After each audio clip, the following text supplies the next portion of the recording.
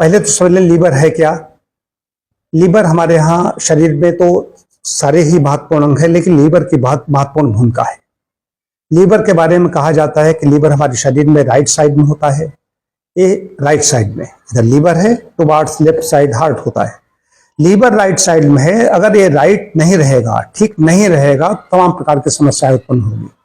Liver गड़बड़ हुआ तो डायबिटीज हो सकता है, व्यक्ति शुगर की समस्या हो सकती है, हार्ट की प्रॉब्लम हो सकती है, कुछ भी हो सकता है। तो लीवर हमारे टॉक्सिन्स को, इनको सबको कैसे निकालता है, वो एक बहुत लंबी प्रक्रिया है। लीवर के महत्व को समझे। लीवर गड़बड़ाया तो सब कुछ गड़बड़ा जाएगा, स्वास्थ्य चौपट हो जाएगा। करना क्या है, तो लीवर के स्वास्थ्य रक्षा के लिए, लीवर कैसे हमारा फिट रहे, इसके लिए हमें अपने आहार विहार को ठीक रखना है। आहार विहार पहली चीज है। किसी भी रोग में हम जाएं, प्रवेश करें स्वास्थ्य रक्षा के लिए या किसी रोग के लिए, आहार विहार ठीक रखेंगे, वजन नहीं बढ़ने देंगे, व्यायाम नियमित करेंगे, तो समझ लीजिए जीवन शैली हमारी ठीक है, तो लीवर हमारा ठीक रहेगा। इसमें फैटी लीवर बहुत ज्यादा बढ़ रहा है, जिससे देखो फैटी लीवर अब ग्रेड 1 है, सेकेंड है, थर्ड है, ये अलग अलग स्थितियां हैं। लेकिन क्यों हो रहा है, क्या है कारण इसका? अभी मेरी सुष्मिता जी हैं मध्य प्रदेश, उनसे बात हुई। अभी एक जज साहब को मैंने देखा, उनकी लीवर की स्थिति देखी, और एक सज्जन और हैं, उनकी मैंने आज लीवर की जांच करवाने के लिए कहा।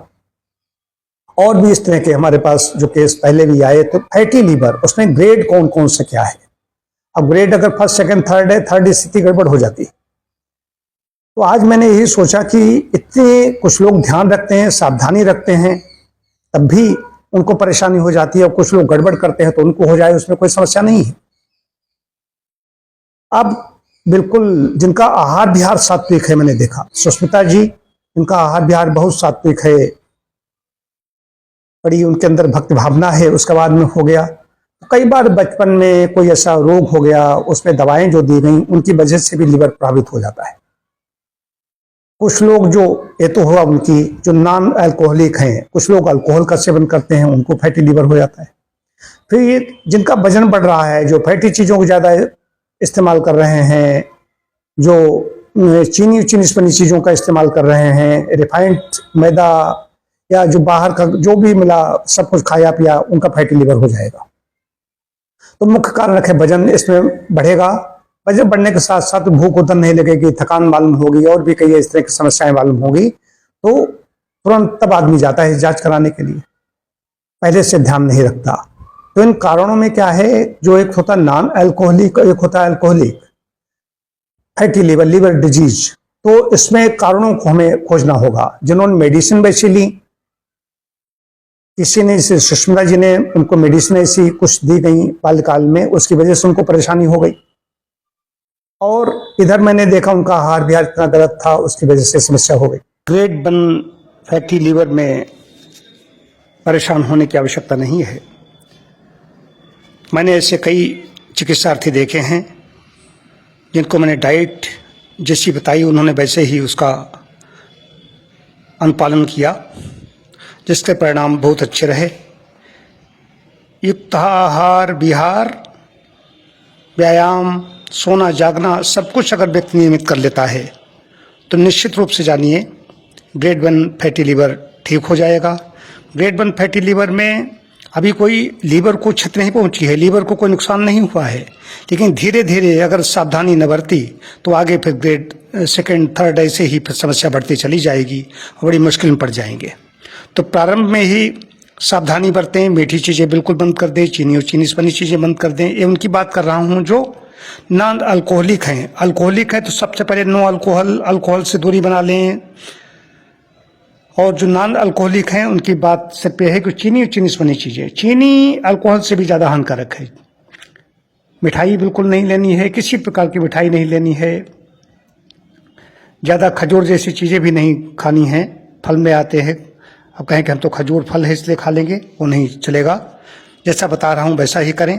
हरी सब्जियाँ, पत्तेदार भाजियाँ, पालक, चौलाई, सोया, बथुआ, मेथी, इस तरह की चीज़ें बहुत अच्छी हैं।